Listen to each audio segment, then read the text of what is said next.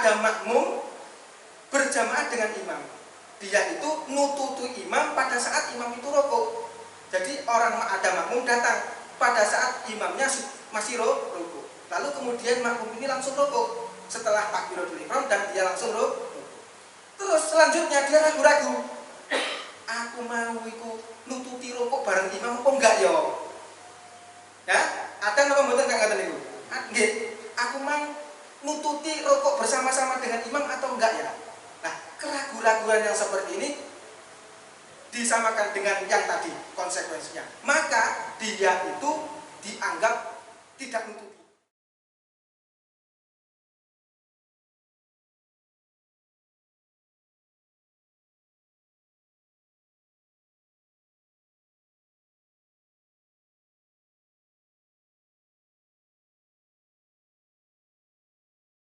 Bismillahirrahmanirrahim. Qala al-musannifu rahimahullahu ta'ala wa nafa'ana bihi wa bi ulumihi wa bi asrarihi fid dharaini amin ya mujibas sa'ilin. Bismillahirrahmanirrahim.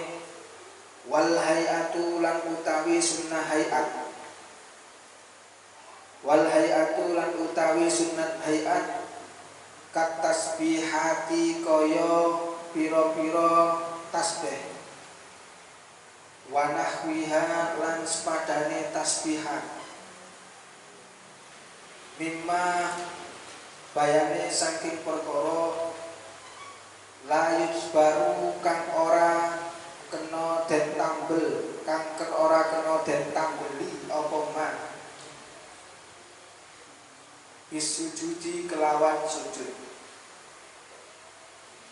iku layautu khabari mubtada wal hayatu iku layautu ora kena bali sapa al musalli wong kang salat ilaiha maring hayah ba'da tarkiha ing dalem sakwise oleh ninggal hayah wala yasjudu lan ora kena sujud sapa musalli lisahwi krana arai lali anha saking sunnah hayah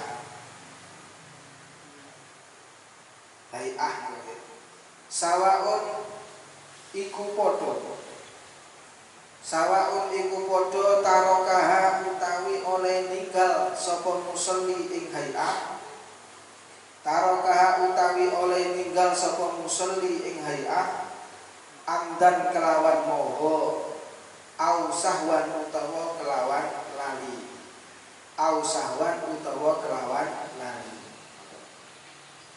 Alhamdulillah, setelah kemarin itu dijelaskan mengenai bagaimana hukumnya orang yang meninggalkan rukun di dalam sholatnya dan juga bagaimana hukumnya orang yang meninggalkan sunat ab'ad di dalam sholatnya, dan itu sudah dijelaskan pada pertemuan yang lalu. Dan sekarang ini tiba saatnya kita membahas mengenai bagaimana hukumnya orang itu kalau meninggalkan sunnah hay'ah. Sebagaimana yang kita maklumi bahwa sunnah hay'ah itu berbeda dengan sunat ab'ad. Kalau kemarin itu dijelaskan sunat ab'ad itu adalah sunnah-sunnah yang bila mana ditinggal maka ada anjuran bagi kita untuk menambalnya dengan sujud sahwi. Itu sunat ab'ad. Nah, sekarang sunat hay'at. Sunat hay'at itu adalah sunnah-sunnah selain sunat ab'ad. Artinya sunnah-sunnah ini adalah kesunatan-kesunatan yang bila mana ditinggal maka tidak ada anjuran bagi kita untuk melakukan sujud sahwi. Dan ini disampaikan oleh Imam Abi Suja di dalam kitabnya ini. Wal hay'atu la ya'udu ilaiha ba'da tarkiha. Wal hay'atu kat tasbihati wa nahwiha mimma la baru bisujudi. Ngoten nggih. La ya'udul musalli ilaiha ba'da tarkiha. Sunnah hayat seperti contohnya bacaan tasbih. Beberapa bacaan tasbih di dalam sholat, yaitu tasbih ada di dalam rukuk misalkan, itu sunat hayat. Atau tasbih yang dibaca di dalam saat sujud, itu juga sunat hayat. Wa nahwiha, dan juga sunnah hayat yang semisalnya, seperti bacaan takbir intikal. Takbir perpindahan rukun satu ke rukun yang lain, bacaan takbirnya itu sunnah hayat. Dan seperti lagi bacaan surat setelah surat Al-Fatihah, bacaan Fatihah lalu membaca suratnya itu hukumnya sunnah hayat. Bacaan ta'awudnya, bacaan doa iftitah dan lain sebagainya, itu semuanya adalah sunnah hayat. Lah sunat hayat itu mimma la yusbaru bisujud, yakni sunnah-sunnah yang jika ditinggal tidak disunatkan ditambal dengan sujud sahwi. La ya'udul musalli ilaiha ba'da tarkiha. Nah, setelah ditinggalkan oleh musalli, bila mana sunat hayat ini ditinggal oleh musalli, maka musalli tidak boleh kembali lagi pada sunat hayat itu. Jadi setelah meninggalkan sunat hayat, musalli tidak diperbolehkan kembali pada sunnah hayat yang dia tinggal. Misalnya, oh nah dia aku gak muni surat mau, payah mani Fatihah lah muni surat, wah dia aku gak muni surat. Tetap kalau sudah ingat seperti gak perlu balik mana yang sebagaimana meninggalkan rukun misalkan, tidak beda. Jadi kalau meninggalkan sunat hayat tidak perlu kembali lagi, tidak boleh kembali lagi pada sunat hayat yang dia tinggalkan. Terus wala yasjudu lisahwi anha, dan juga tidak boleh musalli itu ketika setelah meninggalkan sunat hayat tidak boleh melakukan sujud sahwi. Wah aku mang mari ninggal surat rek, oh aku mang mari aparane gak maca tasbih rek di dalam rukuk rek, dadak dia sujud sahwi, enggak boleh. Berarti tidak diperbolehkan melakukan sujud sahwi. Tidak diperbolehkan sujud sahwi. Ini berlaku bagi siapa? Bagi siapa saja, baik itu imam, makmum atau orang yang sholat sendiri. Ya, baik itu imam atau makmum atau orang yang munfarid sholat sendiri. Baik ditinggalkannya itu amdan, sawaun tarokaha amdan au sahwan. Baik meninggalkan sunat hayatnya itu dengan sengaja atau dengan lupa, karena lupa, tetap dia tidak diperbolehkan kembali dan juga tidak diperbolehkan sujud sahwi. Pak Ustadz, bagaimana seumpama ada orang itu meninggalkan sunat hayat terus sujud sahwi? Nanti ninggal mau surat itu mau maca surat yang disunatkan itu setelah Fatihah, terus dia melakukan sujud sahwi, itu bagaimana hukumnya Pak Ustaz? Fa in sajada anha amidan aliman batalat sholatuhu. Jika ada orang itu melakukan sujud sahwi ya karena meninggalkan sunat hayat tadi, dan melakukan sujud sahwinya itu amidan aliman, dia lakukan sengaja dan tahu hukumnya bahwa yang seperti itu tidak boleh, batalat sholatuhu, sholatnya batal, sholatnya menjadi batal. Itu kalau dia sengaja dan tahu hukumnya. Pak Ustadz, itu kalau sengaja. Kalau nggak sengaja, bagaimana hukumnya? Ada orang meninggalkan sunat hayat, misalnya gak muni bacaan tasbih di dalam ruku, terus sujud sahwi gara-gara ninggal ngoten mawon, sujud sahwi. Wa illa, jika dia itu tidak sengaja melakukan sujud sahwinya mang dan tidak tahu hukumnya, wa illa fala, ya maka tidak batal sholatnya. Kalau dilakukannya dasarnya tidak sengaja dan tidak tahu hukumnya. Tetapi lakin hasola bi hadas sujudi kholalun fayujbiruhu bisujudin akhara. Ngoten nggih? Li'annahu la yusbiru nafsa. Akan tetapi karena dia tadi itu melakukan sujud sahwi yang bukan pada tempatnya, harusnya kan tidak melakukan sujud sahwi, tapi dia melakukan sujud sahwi. Dan dasarnya karena tidak tahu hukumnya, tidak sengaja, maka kan tidak batal. Lah, gara-gara dia melakukan sujud sahwi yang tidak pada tempatnya tadi, akhirnya sholatnya menjadi cacat. Sholatnya menjadi cacat, dan cacatnya tadi bisa ditambal dengan sujud sahwi. Akhirnya dia malah disunatkan melakukan sujud sahwi. Awalnya tadi sujud sahwinya bukan pada tempatnya, gara-gara bukan pada tempatnya, tapi dia lakukan tidak sengaja, akhirnya jadi cacat sholatnya.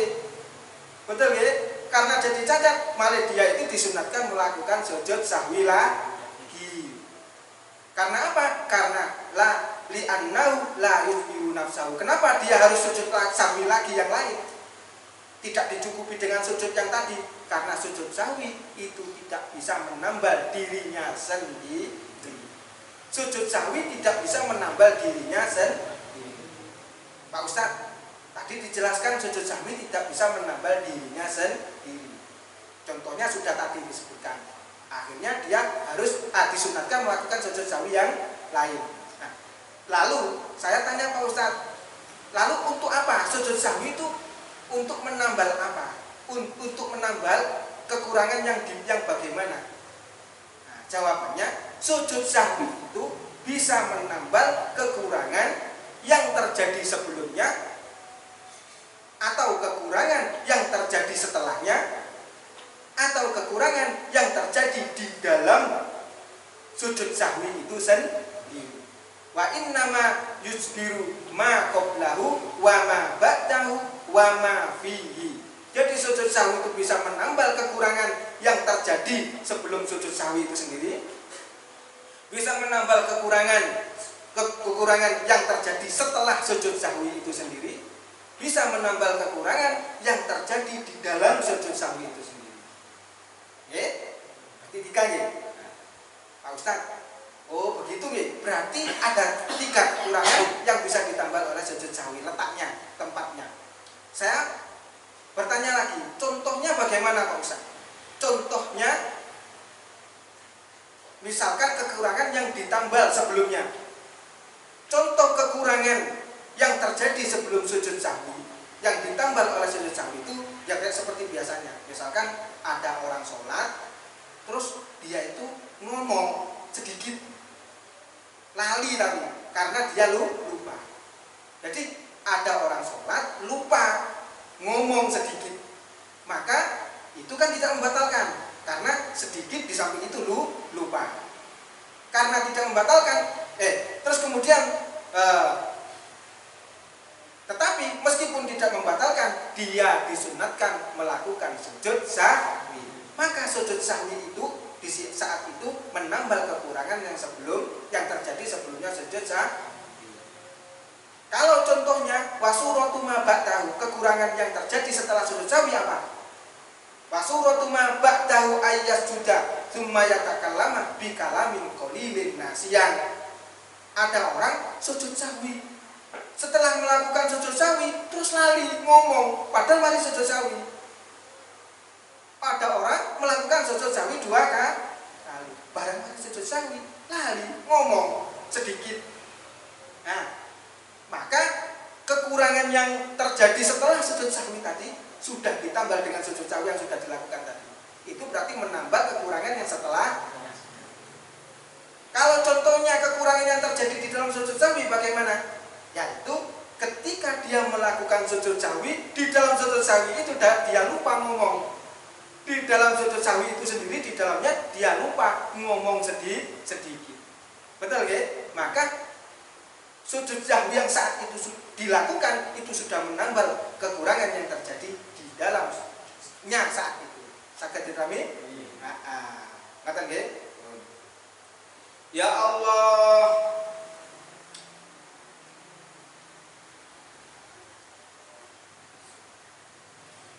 Terus kemudian wa kadzalika law sajada salasa sajadatin fala yasjudu tsaniyan lit ta'lilil mazkur. Nah, Sama sebagaimana ya yang tadi adalah ketika ada orang lupa melakukan sujud sahwi 3 kali. Ada orang lupa melakukan sujud sahwi mestinya 2 kali, tapi dia lakukan 3 kali. Pertanyaannya, apakah dia disunatkan, dianjurkan melakukan sujud sahwi kembali? Yang kedua kalinya maksudnya? Jawabannya tidak. Jadi kalau ada orang melakukan sujud sahwi lupa 3 kali, wes nggak usah dilakukan, nggak usah sujud sahwi meneh. Tidak usah sujud sahwi lagi. Ngerti nggih? Tidak usah disujud sahwi lagi. Persoalan yang orang yang lupa melakukan sujud sahwi 3 kali ini sebagaimana ya yang dipertanyakan oleh Imam Abu Yusuf. Beliau adalah muridnya Imam Abu Hanifah. Beliau pernah menanyakan pertanyaan yang persis seperti ini kepada Imam Al-Kisai. Imam Al-Kisai ini adalah imam pemegang bendera ilmu nahwu di dalam negeri Kufah. Kalau di dalam negeri Basrah yang memegang imam pemimpin pemegang bendera ilmu nahwu adalah Imam Sibawayh. Kalau di dalam negeri Kufah adalah Imam Al-Kisai. Beliau adalah pakarnya ilmu nahwu. Beliau adalah pakarnya ilmu nahwu. Dan beliau ya, sebagai pakar ulama ahli nahwu, beliau itu memiliki moto atau kalam-kalam yang biasa dia dakwakan pada murid-muridnya. Beliau biasa mengatakan begini: Man tabahhara fi ilmin ihtadabi ila sa'iril ulum. Beliau mengatakan begini, barang siapa yang menguasai satu bidang ilmu, barang siapa yang luas di dalam satu bidang ilmu, ihtadabi ila sa'iril ulum, maka dia akan mendapatkan petunjuk, akan mendapatkan ilmu-ilmu yang lainnya. Maka Allah akan memberikan dia petunjuk mendapatkan ilmu-ilmu yang lainnya. Jadi menurut beliau Imam Al-Kisai, kalau orang itu sudah luas ilmunya dalam satu bidang saja, pakar di dalam satu bidang ilmu saja, maka dia akan diberi hidayah oleh Allah, mendapatkan petunjuk, ilmu-ilmu yang lain dia akan memahami tanpa disadarinya. Beliau memiliki nasihat yang seperti ini, ungkapan-ungkapan yang biasa dia gembor-gemborkan gampangannya, yang biasa sampaikan di dalam santri-santrinya. Nah, perkataan ini oleh Imam Abu Yusuf dipertanyakan, penasaran beliau, oh masa sih kalau orang ahli dalam satu bidang ilmu dia akan mendapatkan ilmu-ilmu yang lain selain ilmu itu? Ah masa sih? Nah, Imam Abu Yusuf ini muridnya Imam Abu Hanifah. Beliau penasaran, ingin membuktikan bahwa apakah betul memang demikian. Akhirnya dia ingin menemui Imam Al-Kisai. Dan di dalam menemui Imam Al-Kisai itu beliau bertanya, ya, beliau mengatakan, anta imamun fin nahwi wal adab. Wahai Imam Al-Kisai, Anda itu adalah pemimpin yang menguasai ilmu nahwu dan bidang di dalam masalah ilmu adab. Fahal tahtadi ilal fiqhi. Apakah Anda sekarang mendapat petunjuk ilmu fikih? Karena Anda mengatakan yang tadi, bidang di dalam satu ilmu saja, maka dia akan menguasai ilmu yang dapat memahami ilmu yang lain. Nah, maka ditanyai seperti ini, bagaimana Imam Al-Kisai menjawab? Faqala salma syi'ta. Imam Al-Kisai sadar, dia dites. Akhirnya dia menjawab salma syi'ta. Wis sampean takut sakarepe sampean. Bertanyalah sakarepmu. Jadi gitu. Bertanyalah sakarepmu. Ngoten. Akhirnya beliau bertanya Abu Yusuf tadi, dan pertanyaannya sama persis sebagaimana yang saya tanyakan tadi. Yang sudah saya sampaikan tadi. Faqala lau sajada sujudas sahwi talatan hal yasjudu tsaniyan. Ini yang ditanyakan pada Imam Al-Kisai. Saya bertanya, andaikan ada orang lupa melakukan sujud sahwi 3 kali, apakah dia itu dianjurkan melakukan sujud kedua kalinya? Sujud sahwi kedua kalinya? Maka bagaimana jawaban Imam Al-Kisai? Dengan pandainya, dengan cerdasnya beliau mengatakan, menggunakan kaidah nahwiyah. Ya, beliau mengatakan orang yang lupa melakukan sujud sahwi tidak disunatkan sujud sahwi kedua kalinya. Alasannya menurut beliau li'annal musaghar la yusaghar. Kalimat yang sudah ditasghir tidak dapat ditasghir lagi. Menurut beliau. Karena alasannya kalimat sesuatu yang sudah ditasghir itu tidak dapat ditasghir lagi. Itu jawabannya begitu. Ini kaidah nahwiyah. Nah, ini apa persamaan daripada sujud sahwi dengan tasghir ini? Di dalam tasghir itu, lafadz yang ditasghir itu akan ditambahi huruf. Misalkan contoh dirhamun itu kalau ditasghir menjadi duroihimun. Ya, ditambahi ya di sana. Mengikuti wazan fu'ailun. Dan di sana ada tambahan ya-nya. Betul nggih? Itu lafadz kalau ditasghir asale dirhamun menjadi duroihimun. Mengikuti wazan fu'ailun dan di sana ada tambahannya ya. Nah, ini disamakan dengan sebagaimana sujud sahwi yang 3 kali tadi. Seharusnya 2 kali ditambahi 1. Ini mirip dengan penambahan yang ada di tasghir tadi, yaitu ditambahi dengan ya. Nah, padahal menurut ulama nahwu ya, lafadz yang sudah ditasghir itu tidak dapat ditasghir lagi. Nah, ini disamakan oleh Imam Al-Kisai. Sujud sahwi yang sudah terjadi 3 kali tadi karena lupa, nggak usah disujudi lagi, nggak perlu orang sujud lagi kedua kalinya. Itu sama dengan sudah ditasghir kok ditasghir lagi, itu tidak boleh. Nah, inilah hebatnya Imam Al-Kisai. Ya, beliau ditanyai tentang fikih, tapi beliau menjawabnya dengan benar dengan menggunakan kaidah nahwiyah. Hebatnya Imam Al-Kisai. Bismillahirrahmanirrahim. Ya Allah, kelanjutannya. Wa idza syakka lan are kalane mamang sapa al musalli wong kang salat fi adadi ma'in dalem wilangane perkara ata kang nekani sapa musalli bihi kelawan ma minar rakaati saking pira-pira rakaat kaman kaya dene wong syakka kang mamang sapa man hal sholat ana ta salat sapa man utawa nggih hal sholat ana ta salat sapa man salasan kelawan ping 3 au arbaan utawa kelawan ping 4 bana mongko nerusaken sapa man nggih bana mongko nerusaken sapa musolli. Nah niku balik to niku bana mongko nerusaken sapa musolli alal yakini ing atase perkara kang den yakini wa huwa utawi al yakin iku al aqallu perkara kang luwih kasalasati kaya telu fi hadzal misali ing dalem ikilah contoh wa ata lan nekani sapa musalli nggih wa ata lan nekani sapa musalli bi rakaatin kelawan sak rakaat wa yasjudulan sujud sapa musalli lisahwi krana are lali. Terus kemudian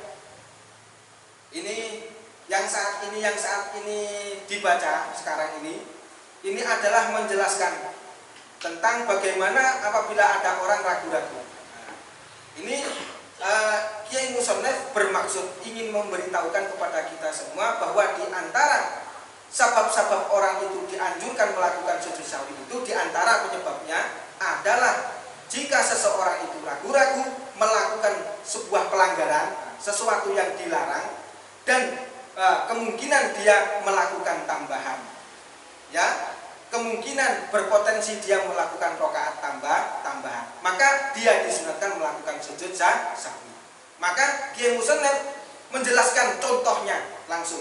Wa idza syakkal musalli, apabila ada orang sholat fi adadi ma atabihi minar rakaat, apabila ada orang sholat ragu-ragu, ya tentang bilangan atau jumlah yang sudah dia lakukan, jumlah rakaat yang sudah dia lakukan di dalam sholatnya, ragu-ragu. Kaman syakka hal sholat salasan au arba'an, seperti halnya ada orang sholat ragu-ragu apakah dia sholatnya tadi mendapatkan 3 rakaat atau 4 rakaat. Aku mang sembahyang sudah 3 apa 4 ya rakaatnya ya. Ada mboten ngoten niku? 1 apa 2 ya? Ana apa mboten ngoten niku? Ada nggih? Ya apa kalau orang seperti ini? ada orang sholat meragukan bilangan atau jumlah rokaat yang sudah dia lakukan, maka bana alal yakin, maka dia harus meneruskan sholatnya dengan mengambil sesuatu yang dia yakini. Ya, dia harus meneruskan sholatnya, ya, dengan mengambil sesuatu yang dia yakini. Apa yang dia yakini? Wahwa al-aqol, yaitu jumlah yang paling sedikit. Kalau misalkan di antara 3 dan 4 yang dia lakukan, maka yang paling diyakini adalah, yang dia yakini itu adalah yang di 3. Karena jumlah 4 itu timbul dari 3. Ya, jumlah 4, jumlah yang 4 itu wujudnya tergantung dengan wujudnya yang di 3. Gitu betul. Maka 3 ini adalah sesuatu yang paling diyakini. Al-aslu baqa'u makana, al-aslu baqa'u makana alama kana. Itu kaidahnya. Bismillahirrahmanirrahim. Jadi apabila ada orang sholat ragu-ragu tentang jumlah rakaat yang sudah dia lakukan, seperti halnya ada orang yang ragu-ragu apakah 3 atau 4 ya tadi rakaatnya, maka dia harus meneruskan sholatnya dengan mengambil perkara yang dia yakini, yaitu apa? Gini, yang paling sedikit. Di dalam contoh ini berarti berapa? Yang paling diyakini adalah 3. Tadi kan ragu-ragu antara 3 dan 4. Kasalasati fi hadal misal. Di dalam contoh ini berarti di 3. Selanjutnya wata birokaatin, karena dia mengambil paling sedikit adalah 3 tadi, berarti dia harus menambahkan 1 rakaat lagi. Karena jumlah rakaatnya kan harusnya 4 tadi. Ya, maka dia harus menambahkan 1 rakaat lagi, wayasjudu lis-sahwi, dan nanti selanjutnya sebelum salam dia disunatkan melakukan sujud sahwi. Sakit dipahami nggih? Dia disunatkan melakukan sujud sahwi. Lah, mengenai keraguan-raguan di sini, ini adalah keraguan-raguan yang mutlak. Dalam artian bukan seperti keraguan-raguan yang sebagaimana didefinisikan oleh para alim ulama. Ya. Ragu-ragu kalau di dalam bahasa Arabnya adalah syak. Ini dijelaskan secara definisi adalah at-taraddud baina amrayni alas sawa. Ragu-ragu itu meragukan di antara terjadinya 2 perkara, yang mana 2 perkara ini seimbang, sama-sama tidak ada yang diunggulkan dan tidak ada yang dilemahkan. Itu seimbang. Itu namanya ragu-ragu. Lah, di dalam kasus ini ragu-ragunya itu yang mutlak, bukan hanya ini yang dimaksud. Pokoknya ragu-ragu. Artinya di sana di dalam keraguan-raguan ini memasukkan waham, memasukkan juga dzon. Artinya apa? Memasukkan dugaan, ya, ragu-ragu di antara 2 perkara yang mana dia salah satunya dilemahkan, itu namanya waham. Atau dzon, yaitu meragu-ragukan terjadinya 2 perkara tetapi salah satunya diunggulkan, bukan seimbang. Nah, semuanya ini masuk di dalam arane syak yang sebagaimana disebutkan oleh Kiai Musannaf ini. Artinya ragu-ragu di sini adalah mutlak, baik itu yang dzon, baik itu yang waham, baik itu juga syak, baik itu yang dugaan kuat atau yang lemah atau yang sama. Sakit dipahami? Itu semuanya nanti konsekuensi hukumnya seperti ini tadi. Dia harus melanjutkan sholatnya, meneruskan dengan mengikuti yang diyakini tadi, ya, yaitu yang lebih sedikit, dan dia menambahkan 1 rakaat, nanti disunatkan melakukan sujud sahwi. Nggih, ngoten. Bismillahirrahmanirrahim. Termasuk di dalam kasus ini, masuk di dalam disamakan dengan kasus yang ragu-ragu ini adalah jika ada orang itu, ada makmum berjamaah dengan imam, dia itu nututu imam pada saat imam itu rukuk. Jadi ada makmum datang pada saat imamnya masih rukuk, lalu kemudian makmum ini langsung rukuk setelah takbiratul ihram dan dia langsung rukuk. Terus selanjutnya dia ragu-ragu, aku mau iku nututi rukuk bareng imam apa enggak ya?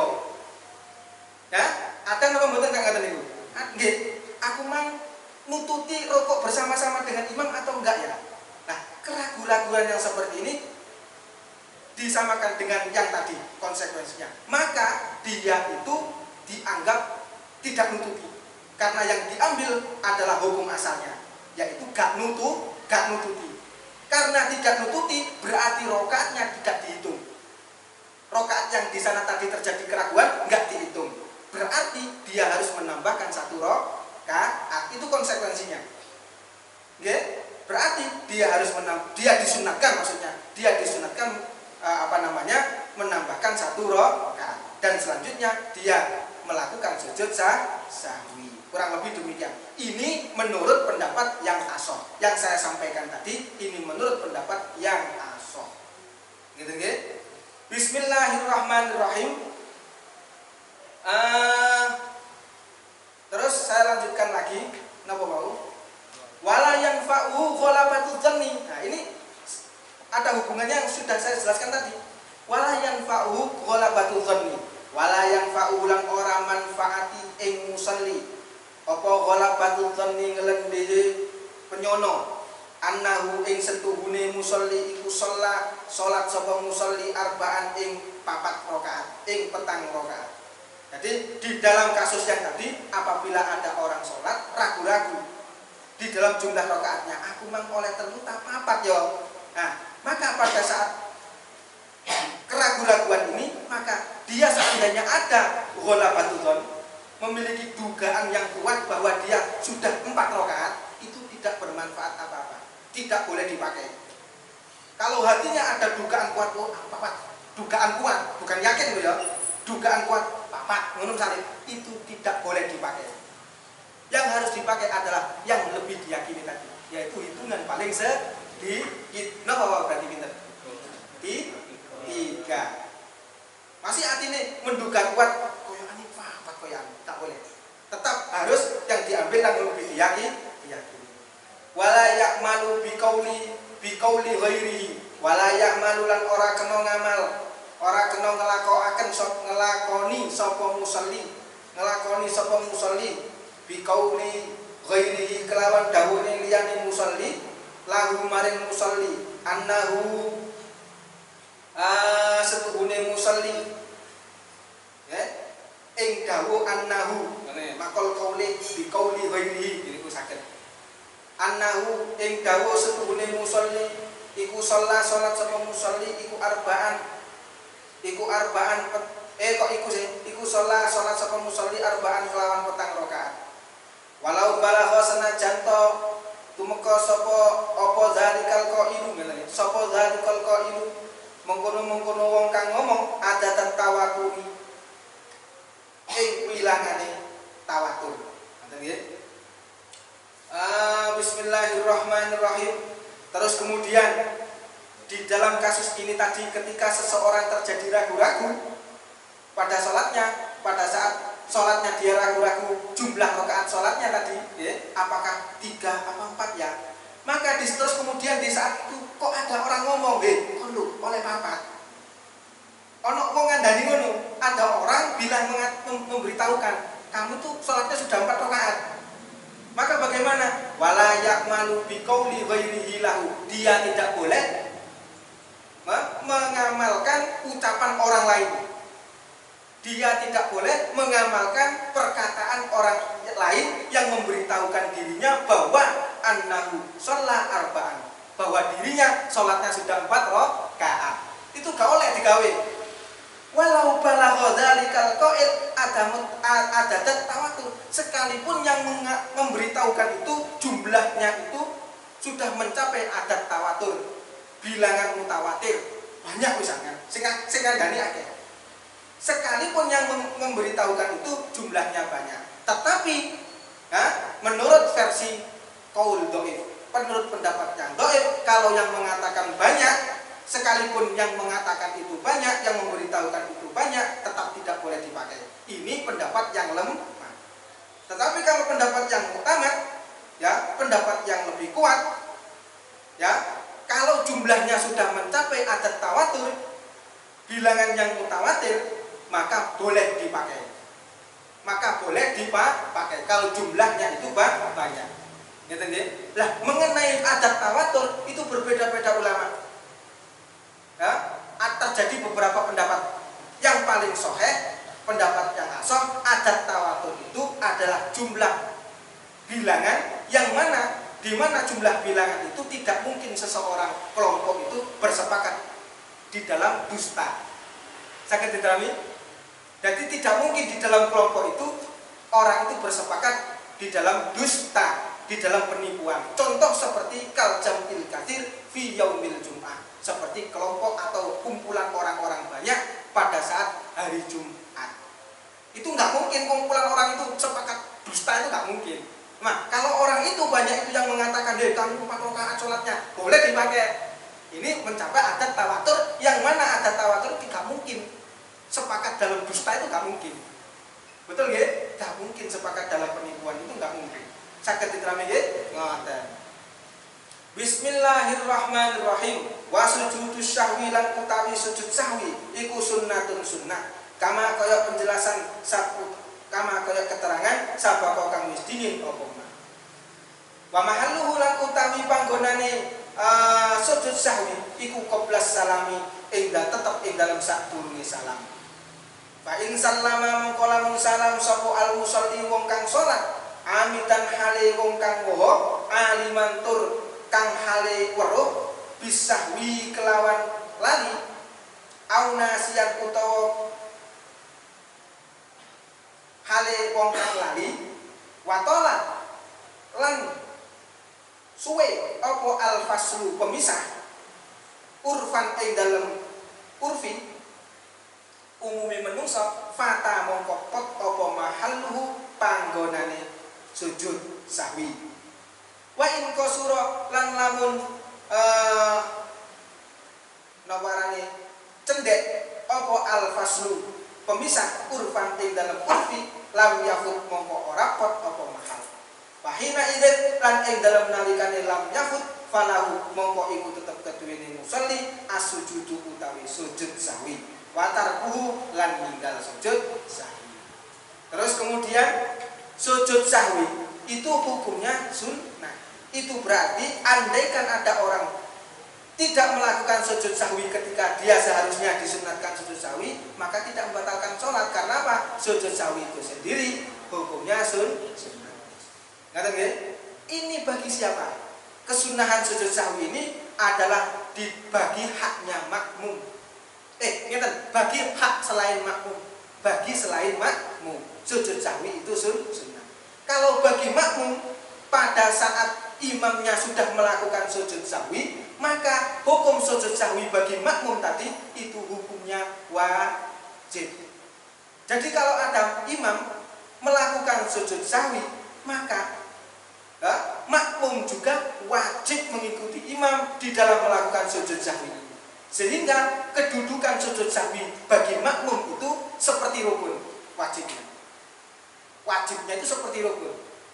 Jadi karena disamakan kewajibannya seperti hanya rukun, apabila si makmum tadi ternyata lupa, lali gak muni salam, gak sujud sahwi, padahal imamnya tadi sudah sujud sahwi. Ono imam sujud sahwi, makmumnya lupa salam, gak ada sujud sahwi.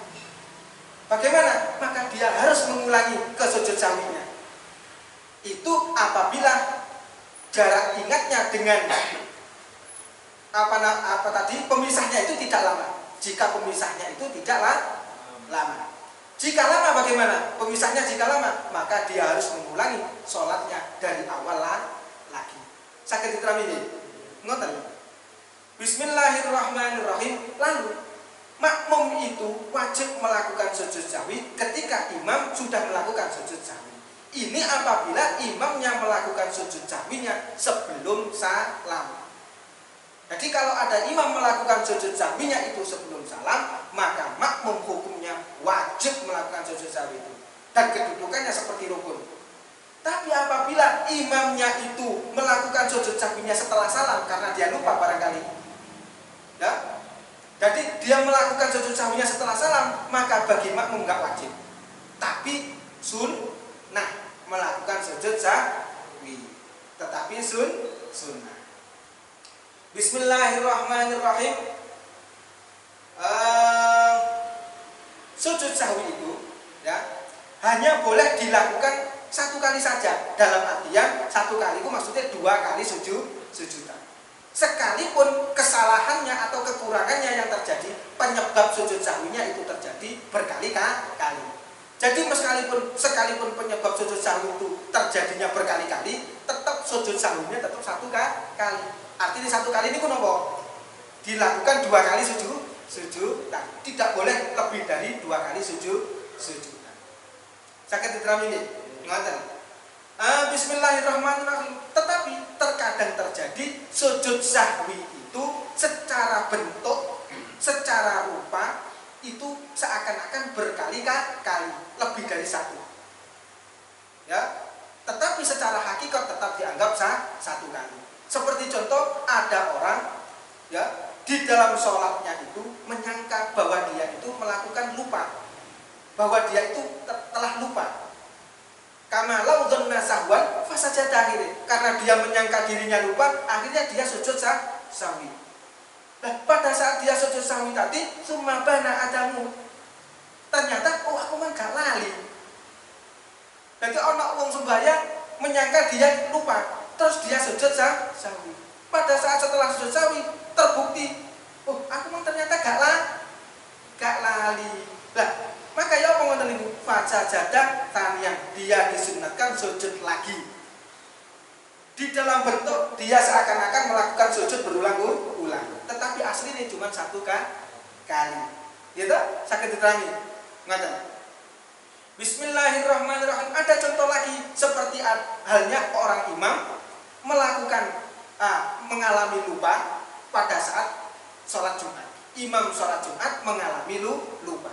Terus kemudian melakukan sujud sahwi. Pada saat dia itu melakukan sujud sahwi, ternyata waktu sholat Jumat sudah habis. Akhirnya dia harus menyempurnakan sholat Jumatnya 4 kali sebagaimana sholat duhur. Karena waktu Jumat sudah habis. Sakit diterami. Akhirnya dia menyempurnakan sholatnya 4 rakaat. Nah, setelah 4 rakaat dia lakukan, nanti dia disunatkan lagi melakukan sujud sahwi kedua kalinya. Nah, secara bentuk itu seakan-akan lebih dari 1 kali, tetapi hukumnya tetap 1. Hakikatnya cuma 1. Ngerti lho? Ini contoh-contoh yang sebetulnya perlu juga kita ketahui. Ngerti nggih? Bismillahirrahmanirrahim. Kalau Anda bertanya, Pak Ustadz, ini sedikit mesisan ditelasakan, tapi kurang ketidik. Napa arane Pak Ustadz? Sujud sahwi itu bagaimana caranya Pak Ustadz? Ya, sujud sahwi itu kaifiahnya dos pundi? Jawabannya, sujud sahwi itu caranya sama persis sebagaimana sujud-sujud yang dilakukan di dalam sholat-sholat biasanya. Gitu? Sama persis di dalam wajib-wajibnya, sama persis di dalam sunnah-sunnahnya.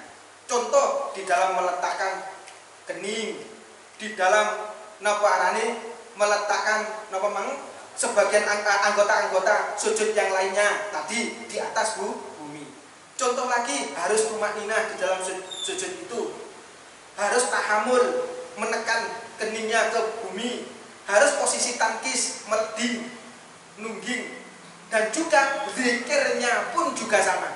Apa yang dibaca itu juga sama sebagaimana yang dibaca di dalam sujud-sujud di dalam sholat fardu, di dalam sholat-sholat biasanya. Tetapi menurut sebagian ulama, bacaan yang pantas itu adalah yang sesuai dengan keadaannya.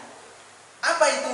Gini bu, subhana man la yanamu wala yasbu. Itu yang sesuai dengan keadaannya. Karena apa? Dia karena lupa, maka sesuai yang dibaca itu yang sesuai adalah subhana man la yanamu wala yasbu. Tetapi apabila dia meninggalkan sunat-sunat abad misalkan, bukan karena lupa ya apa, tapi karena sengaja, yang dibaca apakah subhana man la yanamu wala yasbu? Tidak. Ternyata menurut sebagian ulama nih, jika dia meninggalkan sesuatu yang menuntut sujud sahwi tadi dengan sengaja, bukan karena lupa, maka disunatkan yang dibaca itu adalah istighfar saja.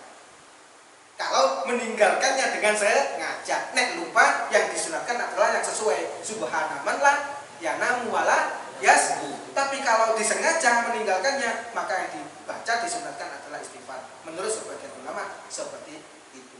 Di dalam sujud sahwi itu wajib diniati, sama harus sengaja diniatkan sujud sahwi, diniatkan sujud sahwi. Tetapi tidak boleh dilafalkan. Niatnya tidak boleh dilafalkan. Jika dilafalkan bisa membatalkan sholat. Kurang lebih demikian. Mudah-mudahan pengajian ini bisa membawa manfaat dan barokah. Barangkali apa yang saya jelaskan tadi dari awal hingga akhir, dari bacaan saya, keterangan saya barangkali ada yang salah, saya mohon maaf sebesar-besarnya dan mohon dikoreksi. Ilauna wallahu a'lam bishawab. Assalamualaikum warahmatullahi wabarakatuh.